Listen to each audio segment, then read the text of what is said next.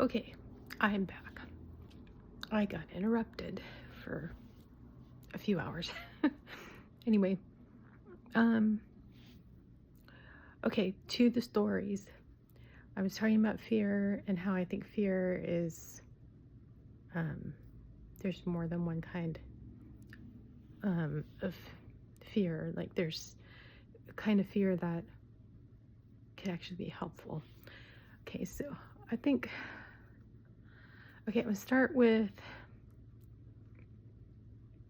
the story about uh, my ski trip. Okay, I went snow skiing.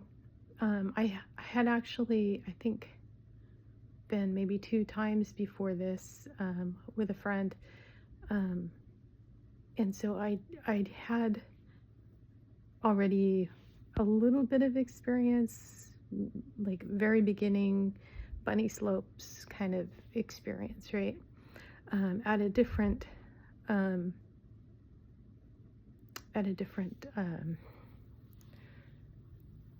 ski resort. Anyway, um, we joined my friend. My friend convinced me to join our high school ski club, and like I said, I only had a little bit of experience um, going with her on a couple ski trips with her family, and those trips, I was able to do um, the bunny slopes. But anyway, this particular trip, after we joined the ski club at our high school,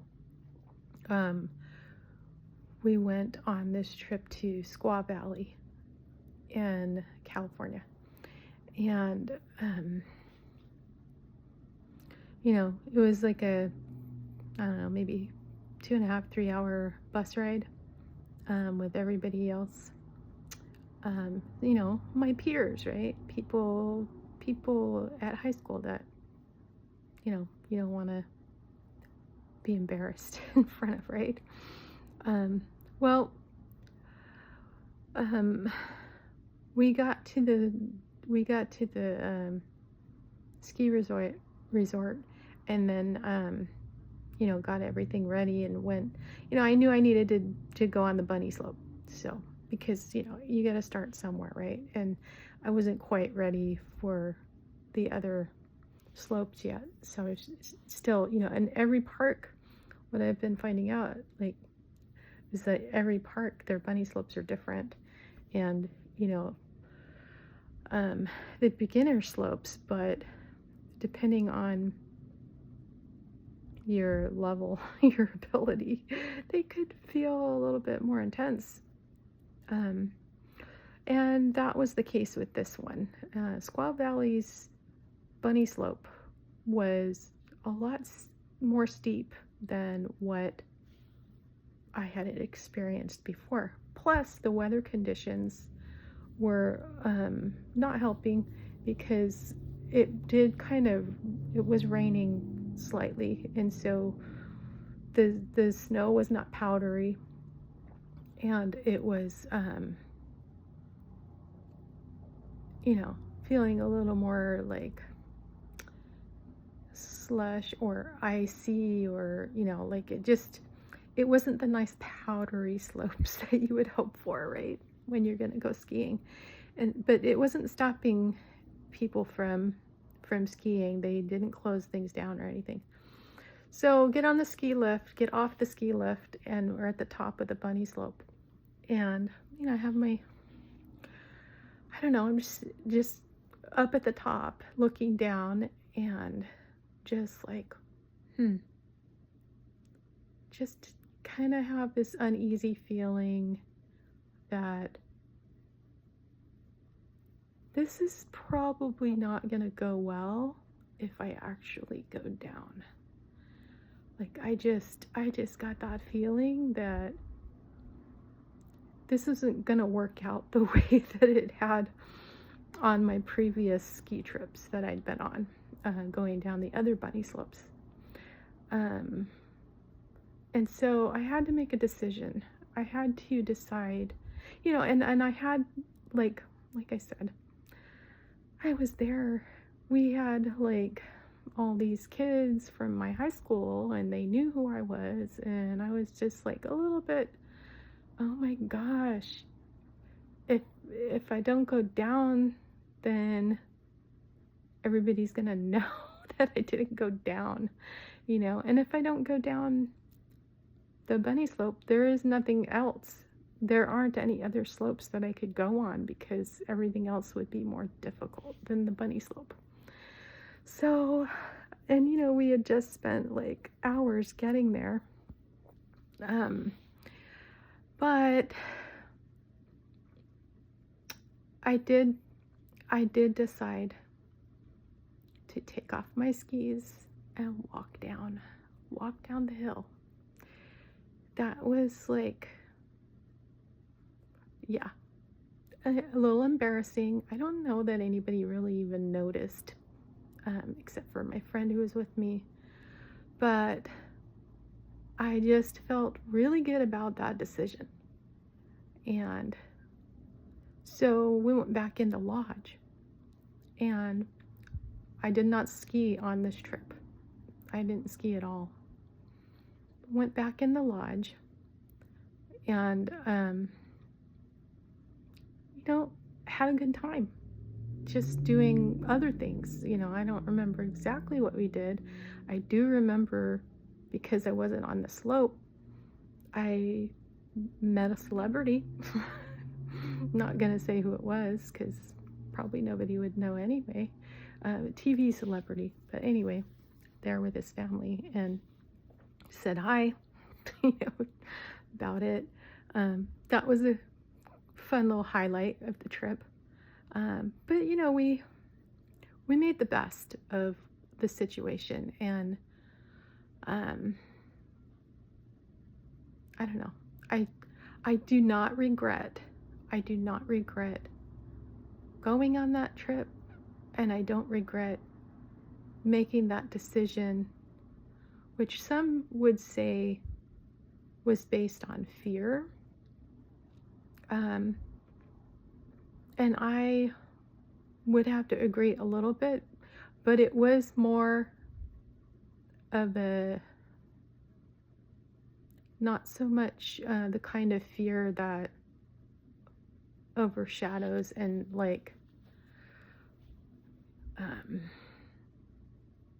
where you have no choice and like you're being acted upon or whatever. Like, I had a choice. I could have kept my skis on. I could have gone down the hill. But all of the conditions and everything in my mind, everything lined up, and I just knew that it was not the right time or situation for me to do that. And so I trusted myself. I trusted that I knew what was best for me in that moment. And I haven't regretted that. I feel like that was the best decision. I don't know for sure what would have happened had I gone down that hill, but I think that things could have gone wrong. But I don't regret that decision to take off my skis and risk humiliation,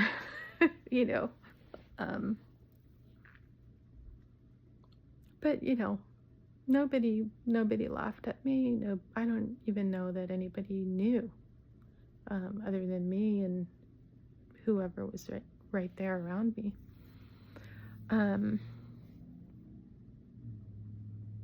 It's kind of like,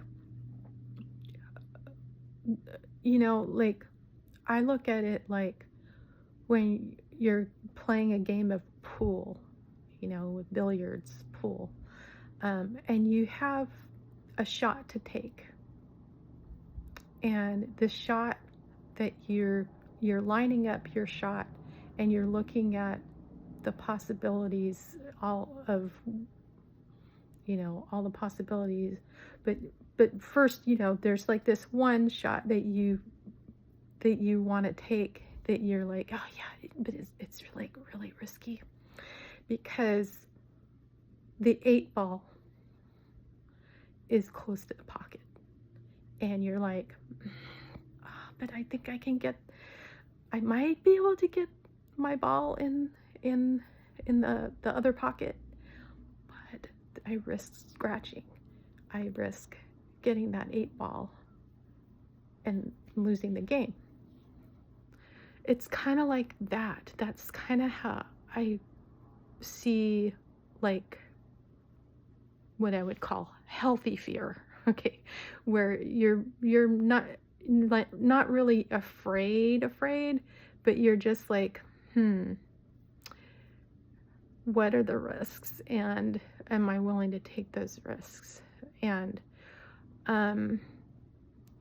so anyway, with the game of pool, you're lining it up, and you're not exactly sure if you're going to make the shot, and the likelihood of that 8 ball going into the pocket and you losing the game is very high because of where it's positioned.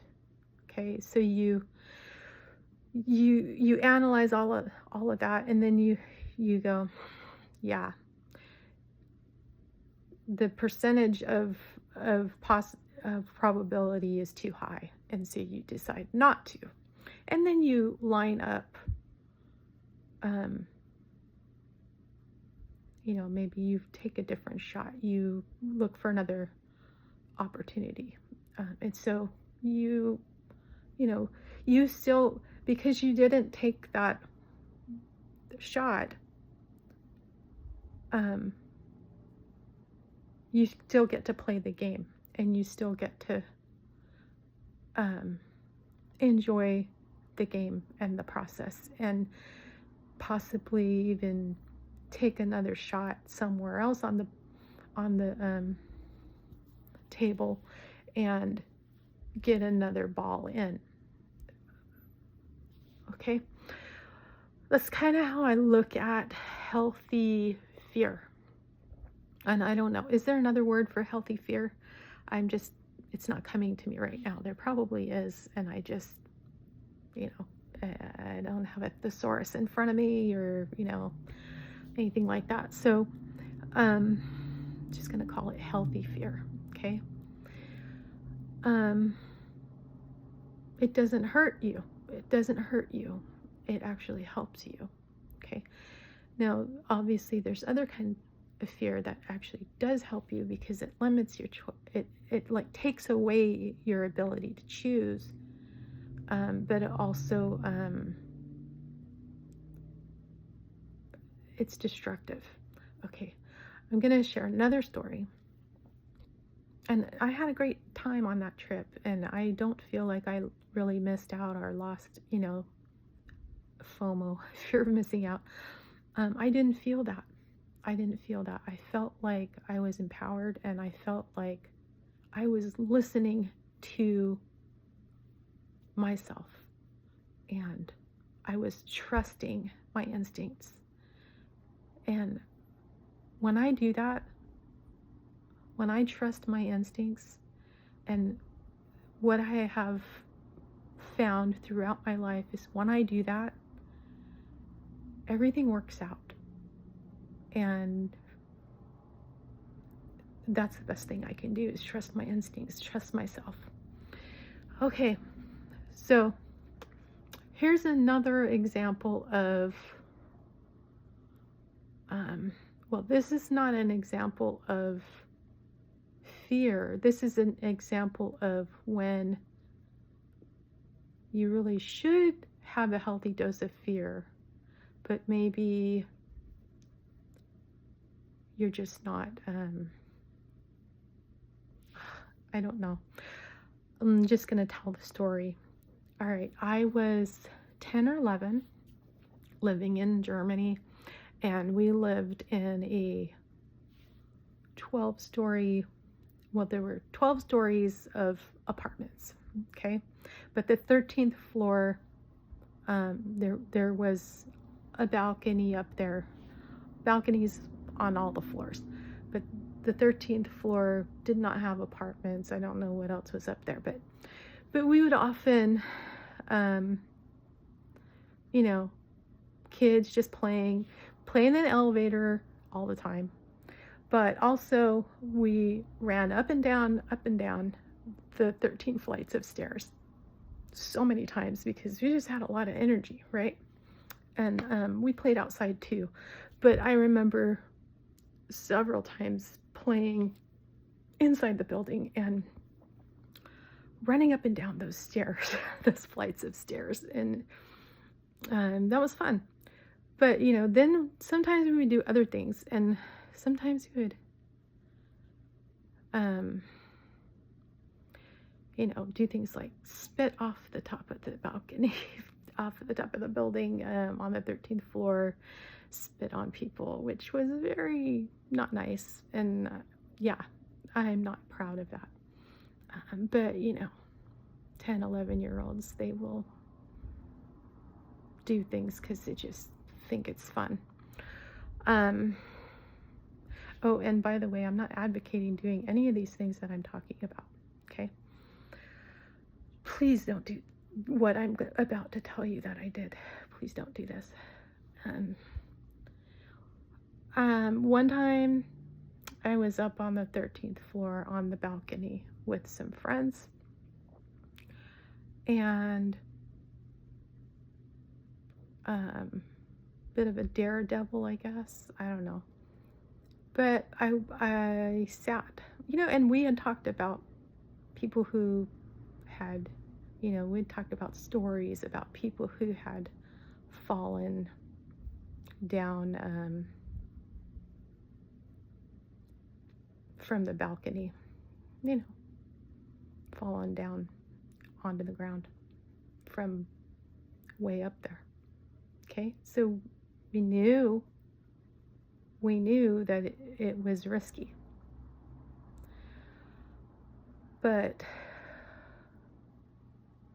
I found myself, I don't know, I felt like I was invincible, I guess. And so I sat on the edge of the balcony. I got up and I sat on the edge of the balcony.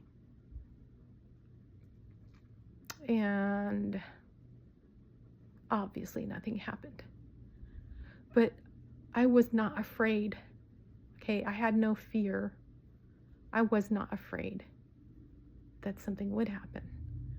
And I'm telling you this because this is an example of when a healthy dose of fear would have been good. But because I had no fear at all, I did something that was way more risky than I should have done. Nothing happened, but I never did it again after that because I think I probably realized afterwards, that, yeah, that was really dumb. Shouldn't do things like that. Anyway, so I'm just telling you this to kind of give you to make the points that I'm trying to make about how fear can, the right kind of fear can help you to make better decisions, healthier, smarter decisions, and can give you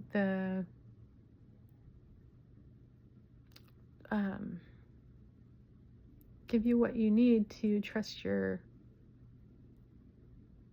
instincts, trust your intuition and just, I think there's a balance, okay? There's a balance between having fear and having no fear. And having no fear at all is probably not good, because like what I just told you, because you find yourself doing things that are probably more risky than you should. Okay, so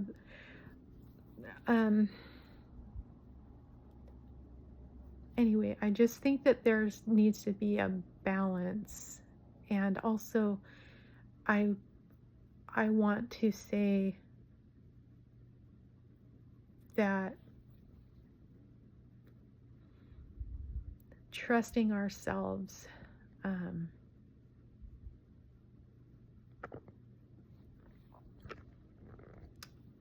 trusting ourselves is a good thing. I don't think that I was trusting myself when I was on the balcony. I would say I was trusting myself when I was on that ski trip. But when I was on the balcony, I would say I was being reckless, and I wasn't even thinking about myself. And I think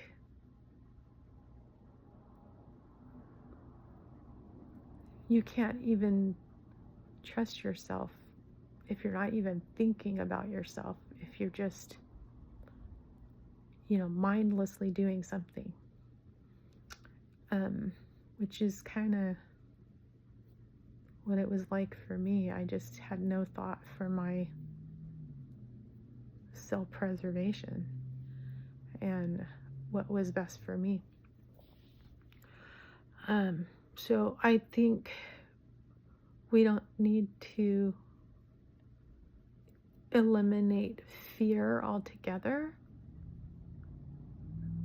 I think it depends on what kind of fear we're talking about. So, I don't know if this helps anybody at all, or even if this makes any sense. It's just something I was thinking about this morning, and how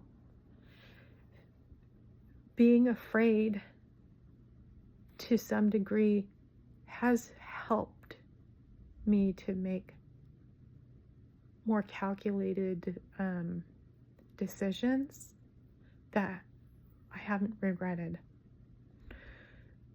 But there has to be a balance, because I don't want,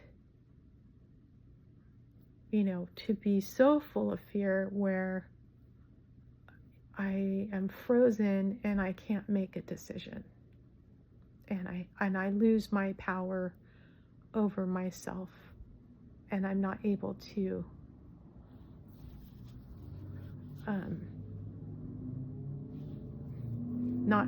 move ahead, if that makes sense. So, and I'm not able to even trust myself, because I'm too afraid to even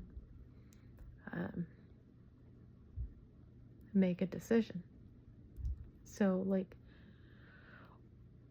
and I just let everything happen, and don't have a say in my own life. Yeah. Anyway, I'm just putting this out there. Whether it makes sense or not, whatever. I don't know. Do you guys think there's different kinds of fear? Do you think there's healthy fear? Is there another name for it and I'm just not thinking of it?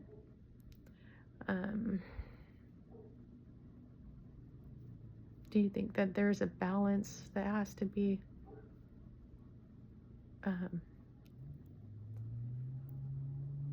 achieved, a balance that we have to create within ourselves, so that we can